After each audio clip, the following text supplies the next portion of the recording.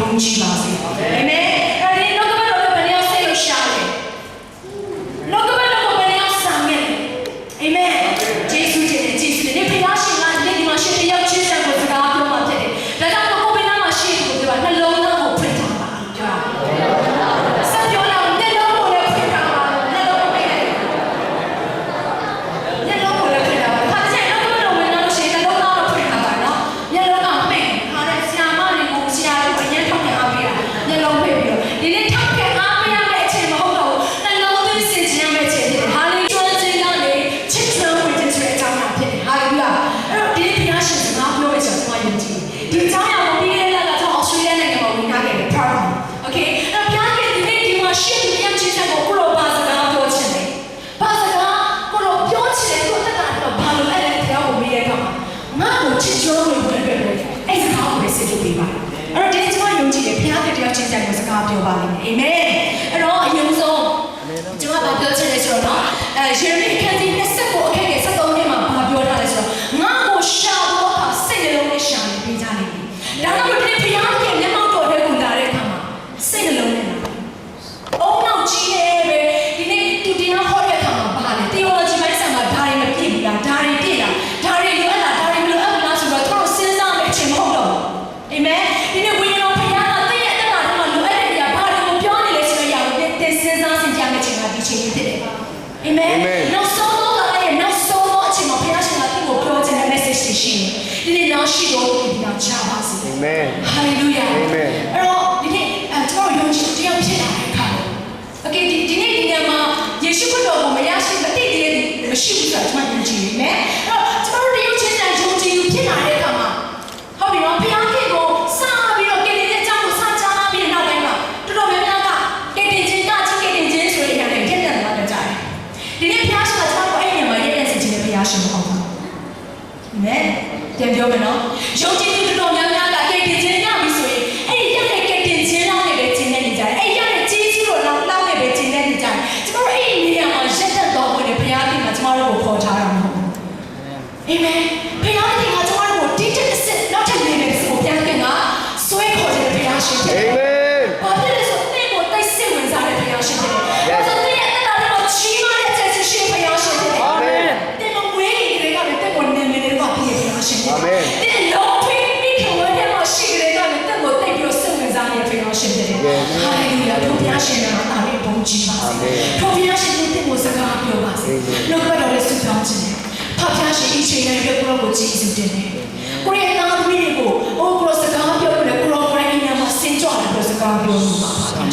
နှုတ်ကတော်နားရဲ့ကိုဝိညာဉ်မျက်စိကိုဖွင့်ပါဝိညာဉ်နားကိုကြားစေပါဖခင်ရှင်ဝိညာဉ်တော်ဖခင်အချိန်တော်ကိုရောအချိန်ဖြစ်တယ်ဒီမှာရှင်သားသမီးများကိုကိုရဲ့သားသမီးများဖြစ်တယ်ကိုရောကြိုက်တယ်လို့လှုပ်ဆောင်ပါကိုရောရဲ့လက်တော်တွေကိုအနည်းနဲ့ပါနှုတ်ကတော်ယေရှုနာမနဲ့ကောင်းချီးတယ်ကောင်းမတယောက်ချင်းဆိုင်တဲ့တော်ကိုရောဖခင်ရဲ့လူတွေကိုစက္ကအနည်းနဲ့ပါမယ်ဆိုပါအာမင်ဟာလေလုယာ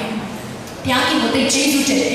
အဲ့တော့ဒီနေ့ဘုရားခင်ကကျွန်တော်ကိုပြောပြနေတဲ့ຢာကဒီနေ့ယုံကြည်သူတယောက်ချင်းဆိုင်ကနှုတ်ကပတ်တော်ကိုသိရုံယေရှုခရစ်တော်အကြောင်းကိုသိရုံနဲ့ရက်တက်တော်ကိုဘုရားခင်ကအလိုမရှိဘူးသူနဲ့ချစ်စွမ်းကိုဘုရားခင်ကအလိုရှိတဲ့ဘုရားရှင်ဖြစ်အာမင်ဒါကြောင့်ယောဘဝတ္ထုခန်းကြီး20နဲ့ကျွန်တော်ကနေပြီးတော့လိုက်ဆောင်ယောဘဝတ္ထုခန်းကြီး20နဲ့20ကနေပြီးတော့30အထိမှာဘုရားခင်ပြောပြထားတဲ့ခုရှိတယ်အဲ့တော့ကျွန်တော်ကအလက်ဆုံးတင်နေဘုရားခင်နဲ့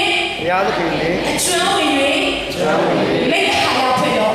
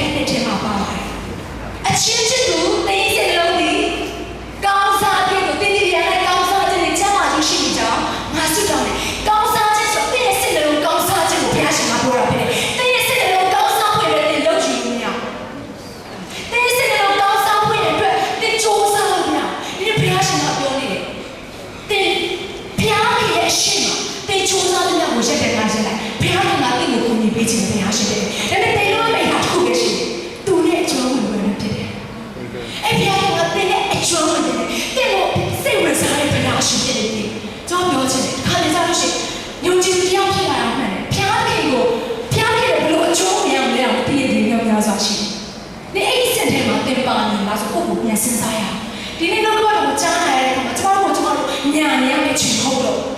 ကျမတို့ပြန်ဆန်းစစ်ရမယ့်ချိန်ဖြစ်တယ်ကိုယ့်ရဲ့ဝိညာဉ်ကိုပြန်နှိုးဆော်မယ့်ချိန်မှာဒီချိန်ဖြစ်နေပြီဆိုဒီနေ့တော့ကြားတဲ့အခါမှာငယ်ရကြီးရနေစာ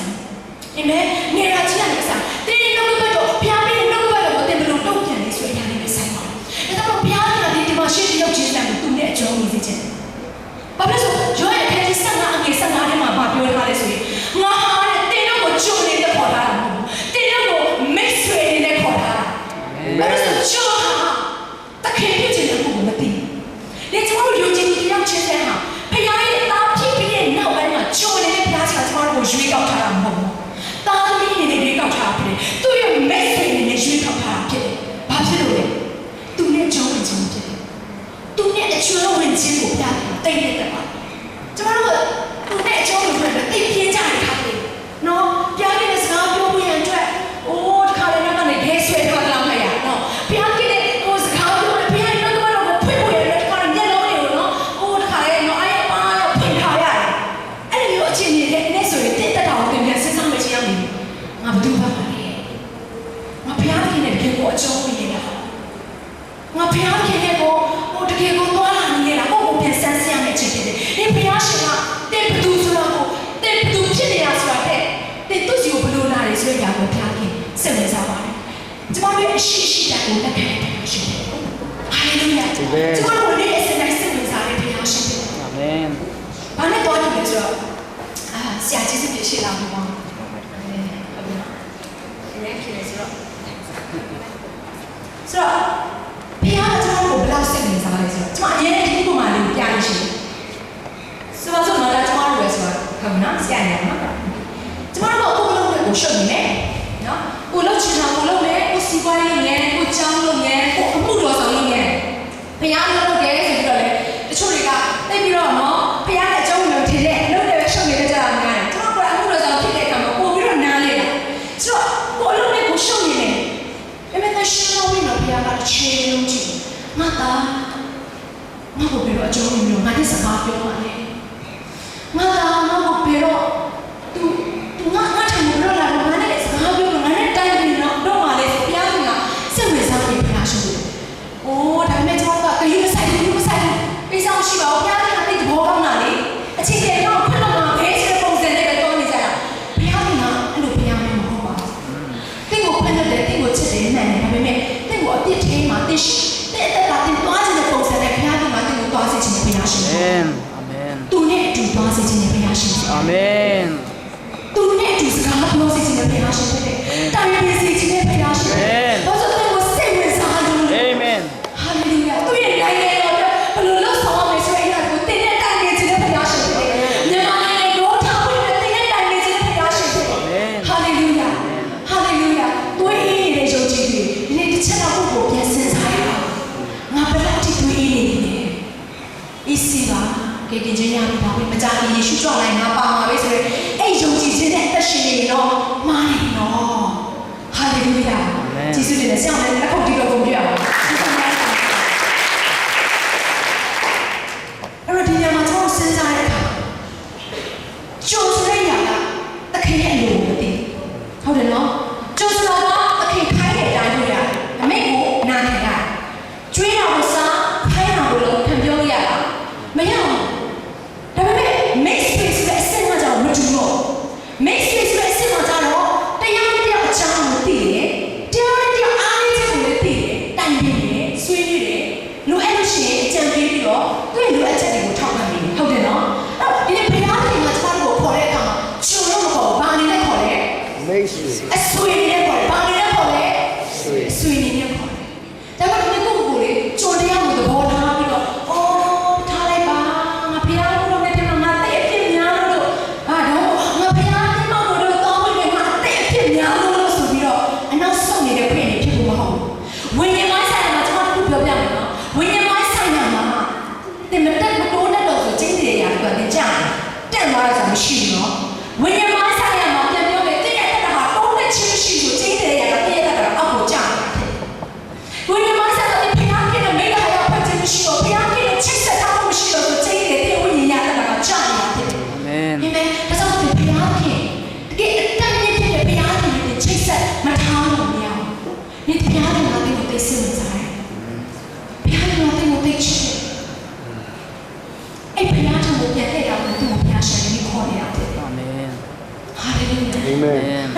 နည်းလေးပြောပြချင်တယ်။ကျွန်မချင်းဆက်တဲ့အခါပဲဖြစ်ဖြစ်ချင်းဆိုတဲ့အခါပဲဖြစ်။အော်ငါဆိုတက်လို့ကျွန်မအခု album ထုတ်ထားတယ်။ National Music album ဒီဆိုကြောင့်လေဝေလေးတောင်မိဘလောက်ကရောင်းရပြီ။ Praise the Lord နော်အခုတခြားနိုင်ငံတွေမှာလည်းပြည့်တယ်ပေါ့နော်။ဘုရားရဲ့နာဒါဘုရားနာမတော်အသက်ကြောင့်ပါကျွန်မဘာမှအရေးကြီးမရှိဘူး။ဒါပေမဲ့ဘုရားရဲ့ဥစ္စာမှာဆိုတော့ကျွန်မယုံကြည်။ဘာဖြစ်လို့လဲဆိုတော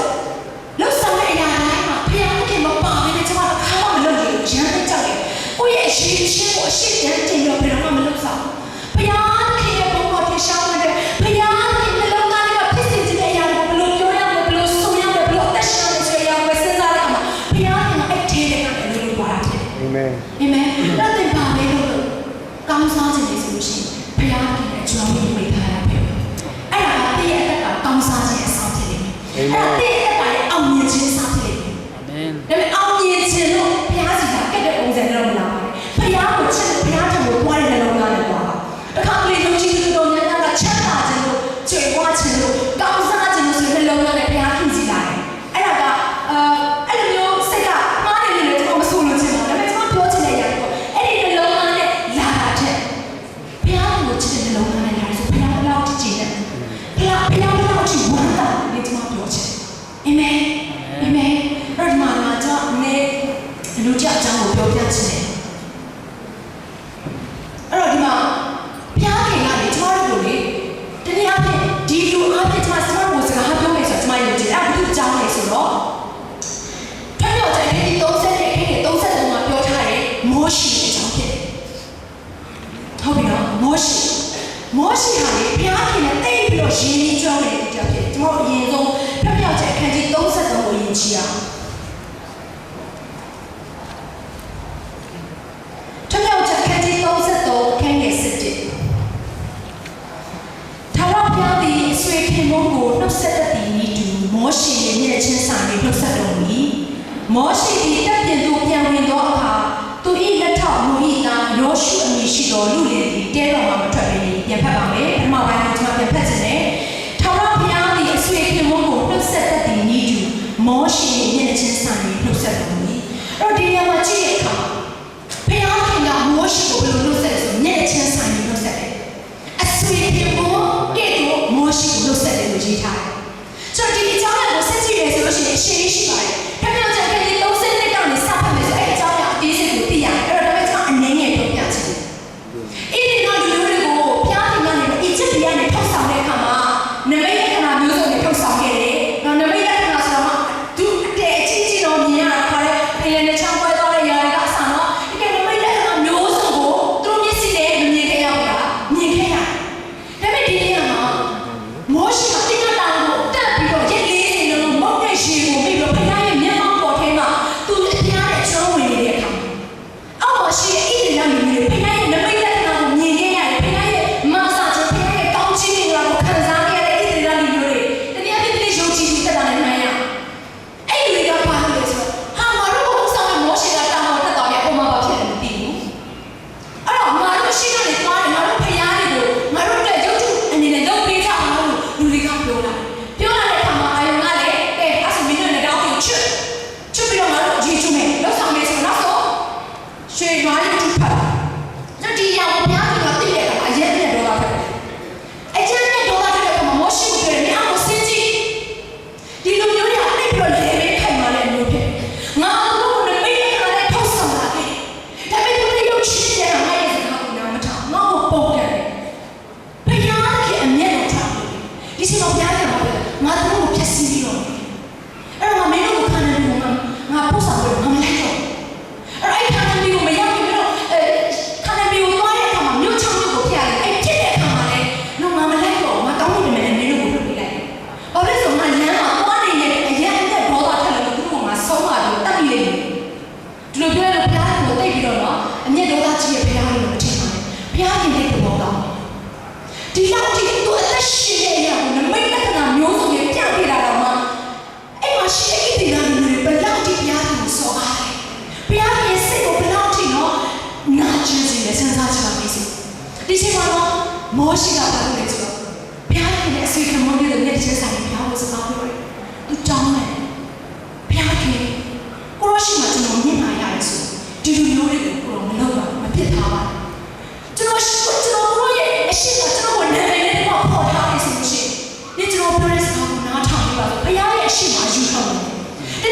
ရားသခင်နဲ့တိုင်တယ်တရားဘုရားသခင်နဲ့ဆွေးနွေးဘုရားကအဲ့လိုလူမျိုးတွေကိုရှာနေတာအဲ့လိုလူမျိုးတွေကိုမျက်ချင်းဆိုင်စကားပြောချင်တာအဲ့လိုလူမျိုးတွေတွေ့ရတော့မျက်လုံးကိုလုပ်ချင်တာဟာလေလုယာဒီနေ့ဘုရားကလည်းတိုင်နေတဲ့တယောက်ဖြစ်ပြီလားဘုရားကလည်းဆွေးနွေးတဲ့တယောက်ဖြစ်ပြီလားဘုရားကစိတ်တော်ကိုနားလေတဲ့တယောက်ဖြစ်ပြီလားဆိုကိုပြန်မေးရဟာလေလုယာအဲ့ဒီချိန်မှာဘုရားကဘာဖြစ်သွားလဲလဲဒီမှာအញ្ញမ်းကျွန်တော်ပြောတာထာဝရဘုရားဒီမိမိလူတို့အဖြစ်ပြီးတဲ့အကြောင်းကိုနားရတယ်ဟာလေလုယာအာမင်အဲ့ဒါ32ရဲ့14ထဲမှာရေးထားတာအဲ့တော့အဲ့33ရဲ့14ထဲမှာဘာပြောထပ်ပြောသေးတယ်ဆိုတော့ငါကိုယ်တိုင်သွားရင်မြင်ဖို့ချင်းချမ်းသာကိုပေးမိတ်လုံးအာမင်စဉ်းစားကြည့်ဘုရားကဘလောက်ပဲအမြင့်ထွက်သူနဲ့တိုင်ပင်ဆွေးနေတာလေသူ့ရဲ့တာသမီးတယောက်ရှိတယ်သူအမျက်ပေါ်တာလေသူချမ်းသာခဲ့သူရဲ့ဂုဏ်ပေါ်တာငါဘုရားဖြစ်ခြင်းငါလုပ်နိုင်ကြတယ်ဆိုရင်ထင်တိုင်းဖြစ်တဲ့ဘုရားလည်းပေါ့အဲ့ရတဲ့အကုန်ချမ်းသာတော့သူ့တာသမီးစကားကိုနားထောင်တော့သူ့တာသမီးလောက်စီခြင်းနဲ့ဆန္ဒလိုက်တော့ကြောက်ဆောင်ပေးတယ်အဲ့ဒီမှာစဉ်းစားမိတာအရာဖတ်တဲ့ကိုဖြစ်စေတဲ့ဘုရားရှင်အရာဖတ်တဲ့ကိုပြောင်းလဲစေတဲ့ဘုရားရှင်ကလေ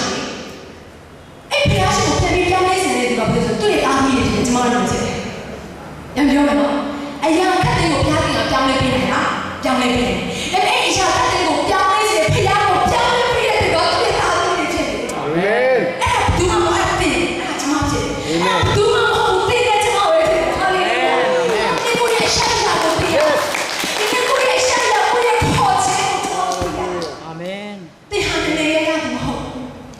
။ဒီဟာမျက်စိစိတ်ရှိတဲ့မျိုးဖြစ်တယ်။ရှစ်တော်ရဲ့မျိုးဖြစ်တယ်။ပိုင်ထိုက်တဲ့အပေါင်းဖြစ်တယ်။ဘုရားရဲ့ရှင်ကိုမျက်နှာရတဲ့သူဖြစ်တယ်။အာမင်။ဘုရားရဲ့ကိုယ်နဲ့ကိုယ်ဆောင်ရတဲ့သူဖြစ်တယ်။အာမင်။မိမဟုတ်တဲ့ဟာကောင်းတယ်။ဒီဘုရားရှင်ကချီးတော်ဖြစ်တယ်။အာမင်။မောင်လည်းသူနဲ့ဘုရားရှင်ကသူ့ကိုရွေးကောက်ထားတယ်။ဟာလေလုယာ။ကိုစိတ်ချအသက်ရှင်နေတဲ့ခဏလောက်မေးထားရ။ဘုရားရဲ့နှလုံးသားကိုရှင်ကိုစီတဲ့သူဖြစ်ရ။ဒီမှာသူအများကြီးထိုင်နေတယ်။ဒီဒါပေမဲ့ဘုရားအားလုံးမမြင်ရအောင်မြင်ရတယ်။အဲ့ချိန်မှာဘယ်နေရာကမှဘုရားရဲ့နှလုံးသားကိုလှုပ်ရှားစေ။မြင်လိုက်ရတယ်ဗျာ။ဟာဒီကလေးပဲ။အမတို့မျိုးသမီးပဲ။နောက်ဒီတားပဲ။ဘာနဲ့ဒီလိုရမယ်။ဒီလူပဲဆိုတော့ဘုရားရဲ့စိတ်ကိုလှုပ်ရှားစေဖြစ်ရ။အဲ့ဒါဘလူလူပဲလှုပ်ရှားစေဘုရားရဲ့အကျိုးဝင်။ဟုတ်ပြီနော်။နောက်တစ်ရက်ရဲ့အတားကိုကျွန်မတောင်းစီချင်။နောက်တစ်ရက်ရဲ့အတားကဒီလေဆိုတော့အာဗြဟံရဲ့အတားကျွန်မရှိဘူးငွေငါစိတ်ချခလေးတွေလည်းပါတယ်ဆိုတော့အရှိကြီးတဲ့ငွေငါအာဗြဟံရဲ့တောင်ပေါက်ချက်နဲ့ဆက်ရှိမှတွေ့ရအဲ့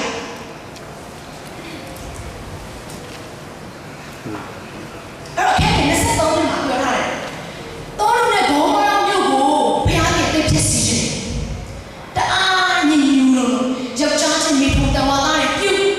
တော့မလုတ်တဲ့အရာတွေလောက်အခုနောက်ဆုံးတော့ကာလမျိုးအခုကျွန်တော်တို့အသက်ရှင်ရတဲ့ကာလကတောလုံးနဲ့ဂေါမောဘုရားပြည့်ဖြစ်စီးဖို့အတွက်အရင်နေခဲ့တဲ့အချိန်တွေလောကအာမင်ဆိုတော့ရင်းနှီးမြူးတဲ့အချိန်မှာအာဗြဟံကဘုရားခင်တိုင်နေတယ်အာဗြဟံကဘုရားခင်စကားပြောတယ်ကျွန်တော်အောင်းအဖြစ်တဲ့ကိုသိဆိုတော့ဒီနေ့မှာသိစိတ်ဝင်စားစရာကောင်းတဲ့နေရာကအာဗြဟံကဘုရားခင်ကိုဘယ်လိုပြောလဲသိလားဘုရားခင်အဲ့လိုထဲမှာဖြတ်ပတ်တဲ့အရာ50ရှိအဲ့လိုကိုတားပြီးတော့မဖြစ်စီပါနဲ့ကိုတော့အဲ့လိုဖြစ်စီလိုက်တယ်ဆိုရင်ကိုတော့ဟာလေတကယ်ကိုကြောက်စရာကောင်းတဲ့မျိုးဆိုကြောက်စရာကောင်းတဲ့လူကြီးပေါ့နော်တရားရည်ကြီးနေလူတွေပြင်သွားပါလေဒါကိုလည်းမသိတော့တနည်းအားဖြင့်ဒါလောကစကားနဲ့ပြောမယ်ဆိုရင်ပေါ့နော်ကိုတော့အဲ့လိုမလုပ်ပါနဲ့လူရောက်50ဖတ်တဲ့သူရှိလို့ဖြစ်စီပါလေလို့အာဗြဟံကဘယ်သူကိုပြောလဲဘုရားကိုပြောတယ်အဲ့ဒါဘုရားကသိတဲ့ဘောပါနော်သူဘယ်တော့မှလေတခုခုမလုပ်ရင်သူ့ရဲ့လူတွေနဲ့ညနေစကားပြောလို့ရှိတယ်ဘယ်တော့မှအလုပ်လုပ်တဲ့သူ့ရဲ့လူတွေကိုအသိပေးလို့ရှိဟုတ်ပြီနော်တရားဘုရားနဲ့ချစ်ချုံဝင်နေတဲ့ဒါဆိုလို့ရှိရင်ဘုရားကတော့အသိပေးတယ်ဒီတိုင်းနဲ့နိုင်ငံမှာဘာဖြစ်တော့လဲ။အိုးတိုင်းလူချင်းဘာဖြစ်တော့ဘယ်ဟာကိုအတိပေးလာလဲ။တဲ့ပညာရေးနဲ့ဆိုင်ဘူး။တဲ့လောကီဖွဲ့နေနဲ့ဆိုင်တော့အဲ့ဒါကဘုရားနဲ့အကျုံးဝင်နေတယ်ဆိုင်။ဆိုတော့ကျွန်တော်အော်ဘုရားကိုဘုရားကโอเคရတယ်။ဖြတ်တဲ့ဒီကြောင့်50ရှိငါဖြစ်စေ။အဲ့ဒါအော်ဘုရားကထပ်ပြီးရရှိလို့ပြောတယ်။ကိုတော့အကယ်ကြီးအယောက်50နဲ့9ယောက်ကျော်တယ်ဘယ်လိုလဲ။ဟုတ်ပြီနော်။ဖြတ်တဲ့သူ9ယောက်ကျော်တယ်ဆက်သွားကြည့်တော့ဘုရားကကိုသူဈေးစစ်နေတာဒါလောကစကားနဲ့ဈေးစစ်နေတာဒါဘုရားကဘာပြောလဲအိုးရတာအဲ့ဆိုရှိ45ယောက်ရှိလို့ရှိရင်ငါကျေးဇူးပြုလို့ငါတော့မဖြစ်စေ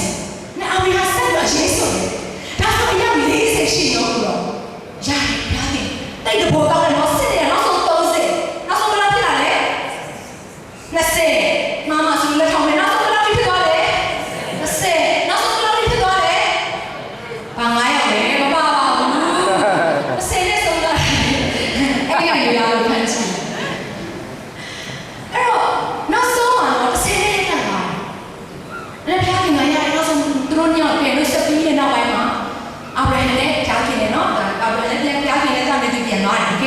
ဆိုတော့အဲ့မှာကြည့်ကြည့်ရဲ့အခါမှာအားပြန်စစ်စစ်လို့9ရောက်ဖြစ်ဆိုတော့ဖျားခင်ကခွင့်ပြုမှာဟုတ်တယ်နော်ဒါပေမဲ့ဒီမှာကြည့်ရအဲ့ဒီမြို့ကဘလောက်ထိတောင်ညစ်ညူးလဲဆိုဖျက်ပတ်တဲ့သူကိုရှာတဲ့အခါမှာ9ရောက်တာမဖြစ်စဉ်းစားကြည့်ပါဒါကလည်းမိတ်ဆွေကိုသိစေချင်တယ်အာဗြဟံဒီနေ့ဖျားခင်ဒီလိုအကျွမ်းဝင်တဲ့အခါမှာဖျားခင်နဲ့တိုင်နေတဲ့အခါမှာဒီတော့လည်းဘုံမဆိုတော့ချစ်ချင်းကိုဖျက်ဆီးခံရမယ့်ချိန်တွေတော့မရောက်နေတယ်နည်းနည်းလေးကြံ့ကြာပါဒါကအာဗြဟံဈာကိုဝင်ပြီးတော့ဘယ်လိုလဲဖျားခင်နဲ့တိုင်နေလိုက်တဲ့အတွက်ကြောင့်လို့ဖြစ်တယ်ဒီအဲ့လိုမျိုးတွေကိုဖျားခင်ကရှာနေတာဖြစ်တယ်ဒါကအကျိုးဝင်ခြင်းအစစ်လေးရှိတယ်နော်နောက်တစ်ယောက်အကျိုးဝင်တဲ့သူကဘာလို့လဲဆိုအိမ်တော့ဖြစ်တယ်ကျမအဲ့ဒါမပြောတော့ဘူးတော့ဘာလို့ကျန်နေမှာလဲကျွန်တော်သင်ကြည့်ရအိမ်တော့ဆိုလို့ရှိရင်အဲ့လိုပဲအသက်65နှစ်မှာမတုရှလောက်ကိုမွေးတယ်မတုရှလောက်ကိုမွေးပြီးတဲ့နောက်ပိုင်းအနှစ်300လောက်ကိုဖျားခင်နဲ့နေညမပြတ်တူသွားလာတယ်အဲ့ဘာဖြစ်သွားလဲတခါတည်းကကောင်းလို့ရှိရင်လည်းချီသွားခေါ်သွားတာတကယ်မှတ်သားရလာကြနေငါကောင်းမှလုံးဝဘူးဆွေးနေတာစကားပြောတာပြားရဲ့စိတ်ကိုတိတ်တက်ရှားနေတယ်ပြားကိုဝမ်းမြောက်စေတယ်ကျော်တင်ဟာပြားရဲ့အကျိုးဝင်လေးဒီနေ့တည့်ရတာကောင်းစားလေးဆိုပြီးပါမယ်အဲကောင်းစားချက်ဆိုတည့်ရဲ့စိတ်ကအမြဲတမ်းဝမ်းမြောက်နေခြင်းဖြစ်တယ်ဟာလေလုယာညီရတဲ့ခြင်းဖြစ်တယ်ဘာလို့အခြေအနေပဲဖြစ်နေစေတဲ့ကိုဖောက်တယ်လို့မရဘူးတဲ့ကိုတုံးလို့စီလို့မရဘူးဟာလေလုယာအခြေအနေတွေမငြိမ်သက်ဖြစ်နေစေတဲ့ရဲ့မိသားစုစီးပွားရေးအခြေအနေကတဲ့ကိုမဖြစ်စီနိုင်ဘူးဟိုတဲ့ရဲ့မိသားစုမှာဖြစ်တဲ့အိမ်ရောင်ရဲ့အခြေအနေကတဲ့ရဲ့ဘဝကိုဖြစ်စီစေတယ်ဘာဖြစ်လဲဆိုတော့ဘုရားသခင်ကပြည့်ရနာမှာအမြဲတမ်းရှိတဲ့အကြောင်းဖြစ်တယ်ဟာလေလုယာဟာလေလုယာအဲ့ဒါဆိုစစ်ပါမယ်ဆိုတော့အဲ့ကျောင်းဝင်ခြင်းစနစ်နဲ့ဘုရားသခင်ရက်သွားစေခြင်းမဟုတ်ဘူးဘယ်စနစ်တည်းရချစ်ကျောင်းဝင်ကျွန်တော်လည်းဆိုတော့ချစ်ကျောင်းဝင်ခြင်းနောက်ဟုတ်တယ်ပြန်ပြောပါချစ်ကျောင်းဝင်ခြင်းအဲ့ချစ်ကျောင်းဝင်ခြင်းဆိုတဲ့အဓိပ္ပာယ်ဘယ်သူတွေကပုံနာနေလဲဆိုအိမ်တော်တွေကပုံနာနေဒီတော့တော်ကြီးသားရှိတယ်ရှိတာလည်းပြောပြပါအောင်မြောက်ချင်တယ်မြောက်ကပြန်ကြတာအိမ်ရောင်တယ်ကွာတို့လိုမျိုးပေါ့နော်ဟုတ်ပြီအိမ်ရောင်တယ်ဟုတ်ပြီကျေးဇူးများတယ်ဆိုတော့ချစ်ကျွမ်းဝင်တဲ့အခါမှာအိမ်ရောင်တယ်ဖြစ်လာရင်အရင်ချစ်ရတယ်ဟုတ်လားလူငယ်တွေမချစ်တဲ့ပုံစံနဲ့နော်တစ်ခါရင်မခုံဘူးတဲ့ပုံစံနဲ့မခုတ်တဲ့ကြောင်လေးဟုတ်လားမဟုတ်ပါဘူးကြည့်တာလည်းသိလာတယ်နော်โอเคအဲ့တော့သူကအိမ်ရောင်မချတယ်အရင်ဆုံးချစ်ရတယ်ဟုတ်တယ်နော်စကားပြောတယ်အကြောင်းမြင်ထားလိုက်တော့အကြောင်းဝင်နေပြီးရင်ချစ်တယ်ချစ်ပြီးတော့အဆင့်တက်သွားတာအမရတော့လက်ထပ်လိုက်တယ်အဲအချစ်ရတာကဒီလိုလေးထပ်နော်တိုးပွားခြင်းဟုတ်ပြ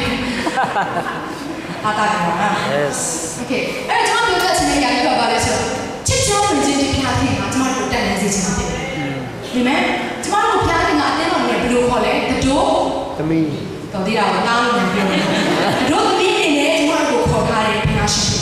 ်တတို့သားတော့ဘူးလေယေရှုအဲ့ဒီမှာဗျာဒိတ်ချက်ที่3年နဲ့10မှာပြောထားတယ်ငါဒီဖျားရှင်မှာရေးထောက်နေတယ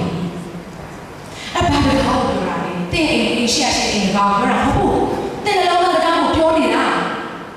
ာဟုတ်ပြီနော်အဲ့တော့ယုံကြည်သူတော်များကစဉ်းစားတယ်ဗျာဒိတ်ချက်ที่3 10ဆိုလို့ရှိရင်ကဲတင်ခြင်းနဲ့ဝင်ရတဲ့အခါမှာပဲ3ရမယ်လို့ပြောတယ်လို့ထင်တယ်မှားပါတယ်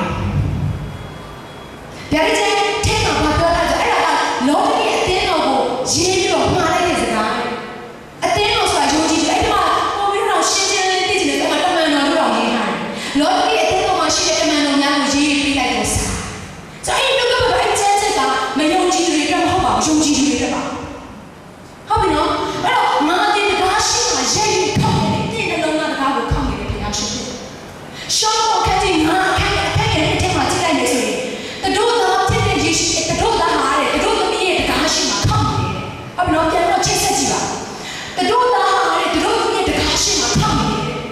တယ်ဒါပေမဲ့တတို့သမီးကဘာပြောလဲဆိုလို့ရှိရင်အခက်အမှန်တော့အဲ့တတို့သမီးကလ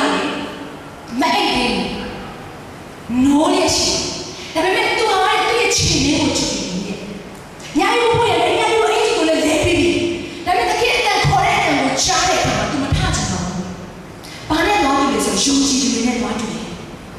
ယုံကြည်သူတွေကတကယ်ခေါ်တဲ့အတန်ကိုချားတယ်တကယ်မှကျွန်တော်တို့နဲ့ချစ်ချင်လို့ဝင်ချင်တာကျွန်တော်တို့ကကိုယ်အလုံးနဲ့ကိုရှုံနေဒါပေမဲ့ကိုယ့်ရဲ့ comfort zone ကိုခေါ်တဲ့ကိုရှိနေတဲ့အခြေအနေတွေမှာပျော်ပြီးတော့အဲ့ကိုပြပြပေးထားတဲ့ပညာရေးဆိုပညာရေးစီးပွားရေးဆိုစီးပွားရေးကိုလုံနေရတဲ့ကိုဖြစ်နေတဲ့အခြေအနေပေါ်မှာပဲပျော်နေတဲ့လူမဟုတ်ပဲနဲ့ဘုရားခင်ရဲ့အကျိုးဝင်တဲ့ဒီဘုရားခင်ကတောင်းဆိုနေတာဖြစ်တယ်။အာမင်။အဲ့ဘုရားခင်ကဘာလို့မင်းနဲ့တူကရှိတဲ့ရှင်းနေတဲ့တောင်း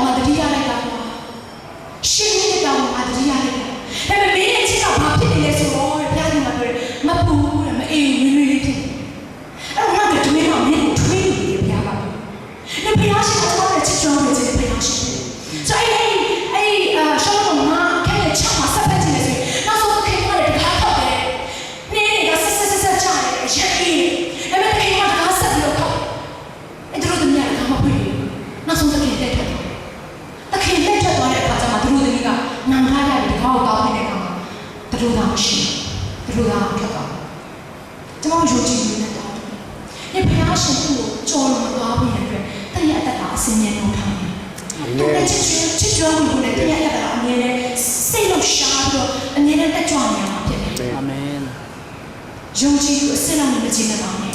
ဘုရားခင်နဲ့ချစ်ကြွမှုနဲ့အစစ်တီးတက်နေမှာပြီးရင်ဘုရားခင်နဲ့တာရရှိရဲ့အစစ်တီးတက်နေမှာလည်းဘုရားခင်အားလို့ရှိအာမင်ဒီကိုတက်တာကိုပြန်ဆန်းစစ်ရအောင်ငါဘုရားခင်ကိုတည်ချစ်တာ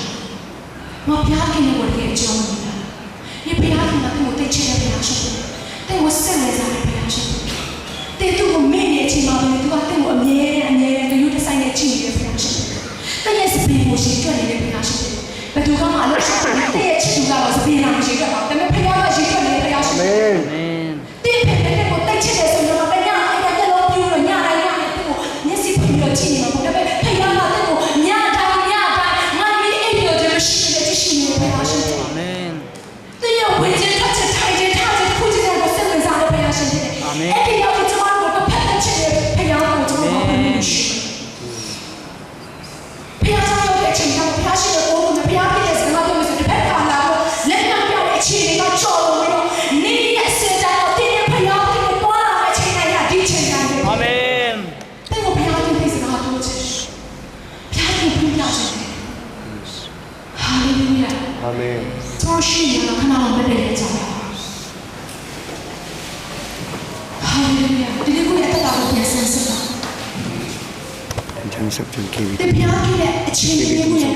ဘုရားရဲ့စကားပြောမှုရဲ့ဘုရားရဲ့ခေါ်ခြင်းတွေကိုတင်ချရတဲ့မြင်ပယ်တဲ့အချိန်တွေပဲနာမရတဲ့အချိန်မှာဒီချိန်ဖြစ်တယ်။ဘယ်ရှိမှဝန်ချတော့တဲ့အချိန်မှာဒီချိန်နဲ့ဖြစ်တယ်။ဘုရားရဲ့မင်းကိုတိတ်ချစ်တယ်။သူကြော်တော့မယ့်အရာကိုတင်တောင်းတတာအမှုတင်းတဲ့အတူတဲ့နဲ့အတူရင်းနှီးကြောင်းဝင်ခြင်းချစ်ကြောင်းဝင်ခြင်းအစစ်အထိကိုတင်တောင်းတလာဆိုရအောင်လည်းကျွန်မမေးချင်တယ်ဟာလေလုယာဘုရားခင်ဝိညာဉ်တော်ဖိတ်တာဒီနေ့ကိုယ်စာနာပါတယ်ပါတော်သူစိတ်ချတဲ့ရှင်ရပါတယ်ကိုယ်စကားကိုချားနေနေတော်သူညှင်းဆန်တဲ့အချိန်ရောက်လာဆိုရှိတယ်ဒီနေ့ကိုယ်ထံကိုနေလာပါတယ်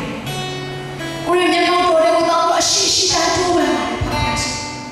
။တောင်းလို့မဆုံးနေလည်းကိုယ်ကဆုံးနေတော့တောင်းလို့ရှိရှိတန်းလက်ခံပြီးတော့ကိုတောင်းလို့ချစ်တယ်ကိုယ်ကချစ်စတယ်ဖခင်ရှင်။ကိုယ်ကချစ်စတယ်။ဒီတော့ဒီဖိတ်ခေါ်တယ်။ဒီနေ့ကဒီလောကအသက်ရှင်နေတာငါစိတ်ထဲမှာအသက်ရှင်နေ